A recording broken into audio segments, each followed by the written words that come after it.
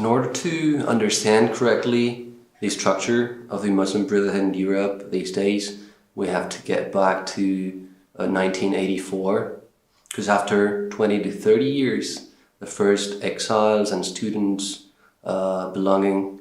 to the Muslim Brotherhood in their own origin countries settled down. They gather in Madrid, again, 1984,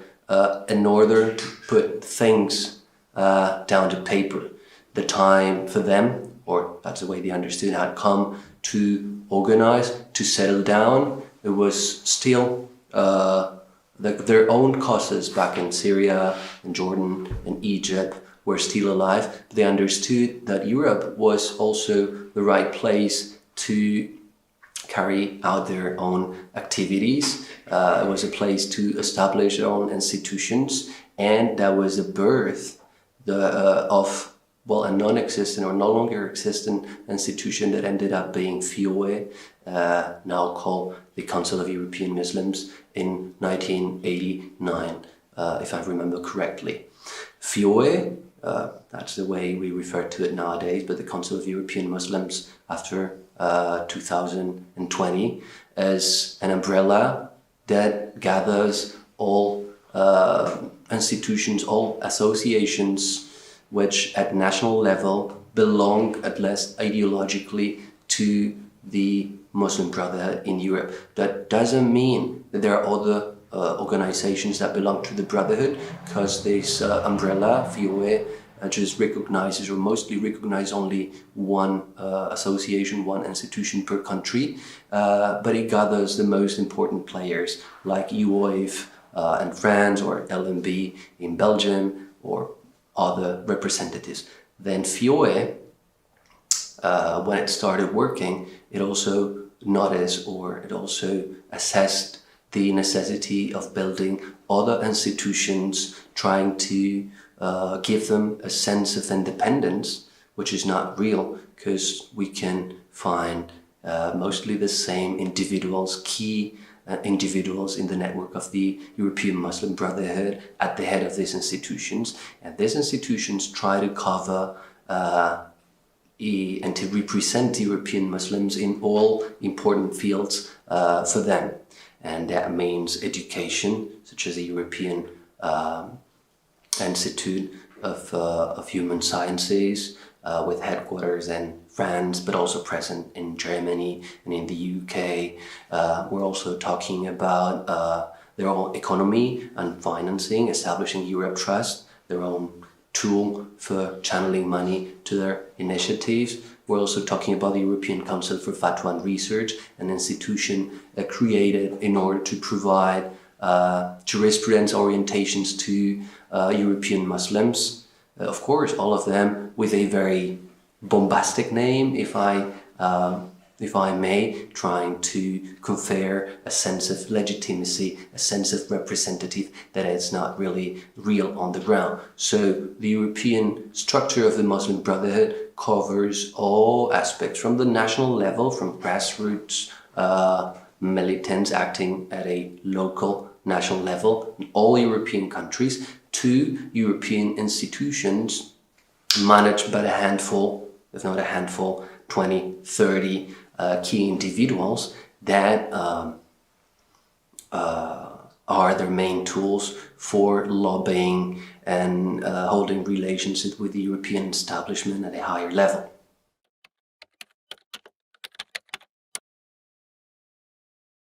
We have to understand that the Brotherhood in Europe has a comprehensive strategy, a strategy that covers local, regional, national, and pan-European levels. Most of the key individuals at the board of the national organizations linked to the Brotherhood and the Viole umbrella hold key positions at their own pan-European institutions. It's not because they try to give a sense of independency that one cannot really link among themselves and find that the same key players in France, Germany, the UK, Spain hold also the most important positions at their own pan-European institutions. That's the way they advance their agenda. This, by the way, does not mean that every national branch has a certain degree of independence in order to lobby local and national authorities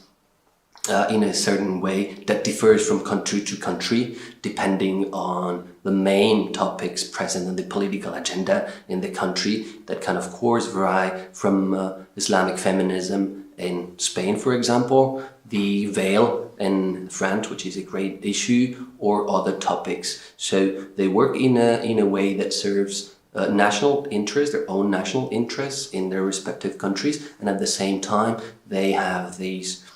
great network of institutions. In our last report, the Muslim Brotherhood's pan-European structure, we detail most of them. They also pursue, let's say, their own agenda, their own goals at a European level, portraying themselves as the sole representative of the Muslim community.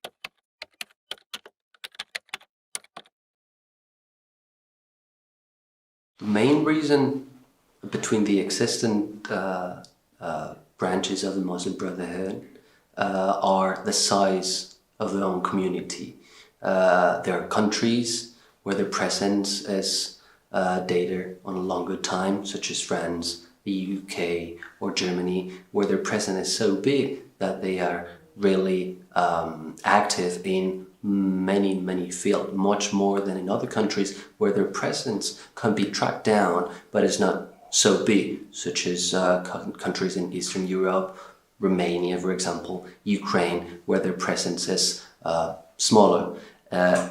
Even if they act in an organized way, and even if they hold tight connections between the key leaders, they have a degree of independence that allows them to pursue at the same time a shared global agenda, or same pan-European agenda in this case, and a national agenda according to the different topics that are, let's say, hot in their own respective countries.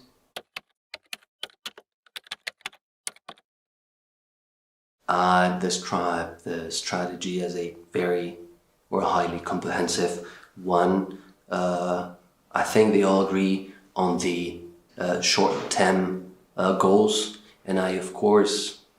think they do share, let's say, a utopian,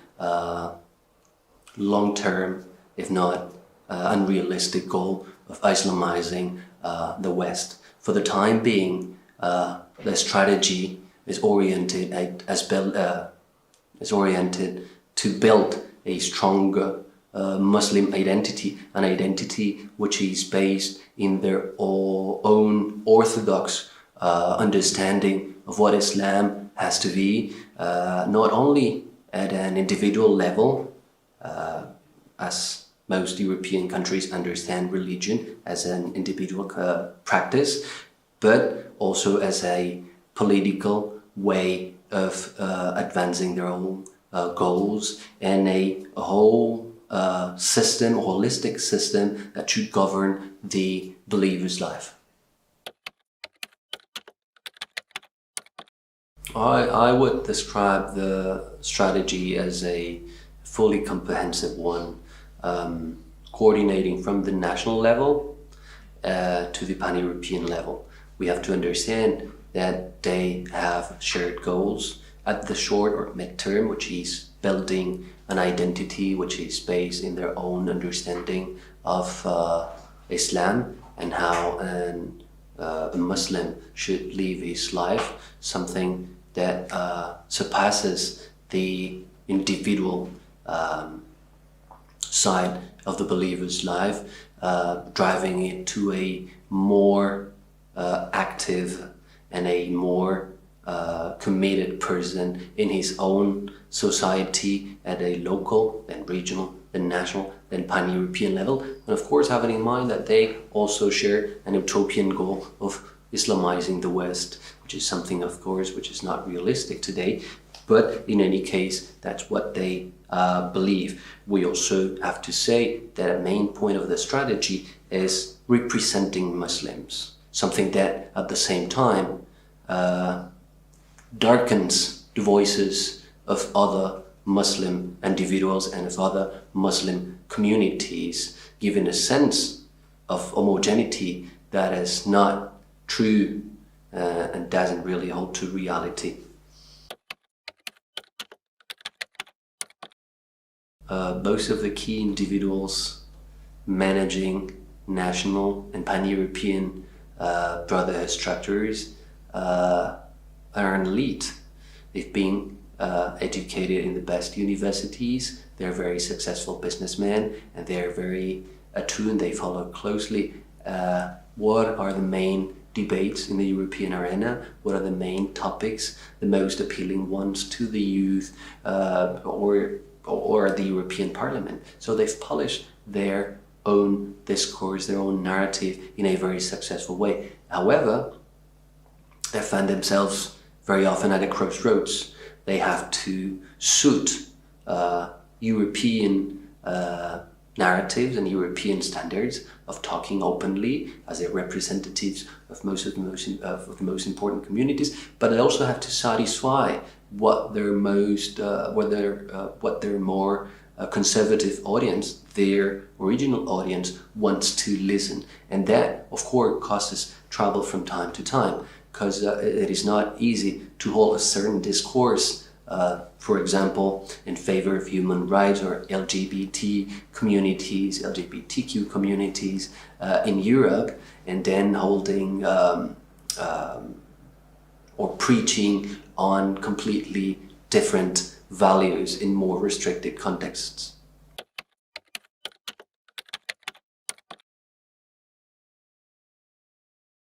The relationship exists, one cannot deny that. Ideology is the same, but after a very long time, European offshoots of the Muslim Brotherhood and their own pan-European institutions are completely independent from, politically speaking, from, let's say, the centers of power that are usually placed in Egypt. That doesn't mean that they don't share a global ideology and that they are not connected on a personal level to each other, but the European offshoots, the European branches of the Muslim Brotherhood are completely independent to make their own decisions and to make those decisions suit their own agenda and advance their own goals that at the same time are shared goals with the global Muslim Brotherhood here in Europe.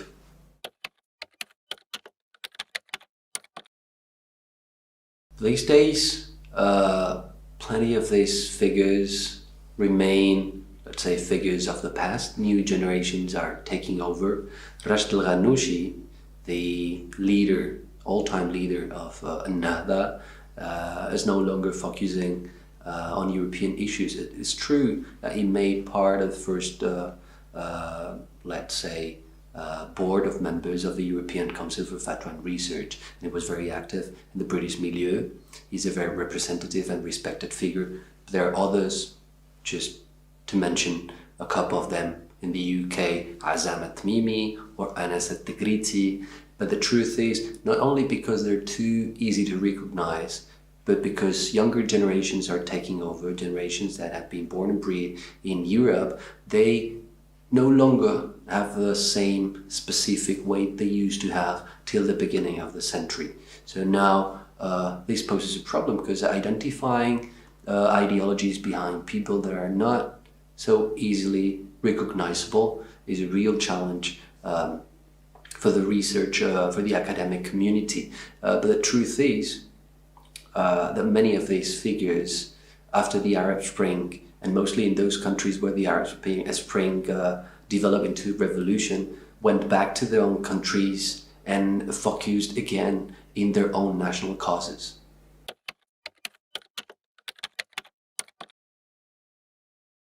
Just like other European countries, the first, or the pioneers of the Muslim Brotherhood were Syrians, mostly Syrians, Palestinians, Egyptians and Jordanians that settled in Spain at a personal level, or as students or exiles trying to leave the countries where they were being persecuted. They the Spanish dictator Francisco Franco signed several agreements with these countries seeking recognition that he was not able to find in Europe, and that opened the door for these exiles, Islamists, many of them, that settled in Spain. These exiles started organizing in the 70s and, of course, in a better shape in the 80s, and started creating the first Spanish structures that can be identified as Muslim Brotherhood offshoots, like the AME, that would be the Spanish acronym, the Spanish Association of Muslims, and replicating what happens in the rest of Europe, they started creating national institutions to represent Muslim in different fields. A difference that is not worthy to mention is that in Spain, given our own history and our relation with North Africa, even if Syrians were the first to create brotherhood structures, in the 80s we had several waves of migration that brought a lot of Tunisian Islamists, several Moroccan Islamists, and a conflict appeared between the different members of the Brotherhood, different sensibilities, different nuances between Al-Mashriq and Al-Maghrib, so east and western parts of the Arab world, which drove the situation to a complete absence of relations and two very well differentiated branches of the Muslim Brotherhood, something that still applies today, even if younger generations collaborate between themselves.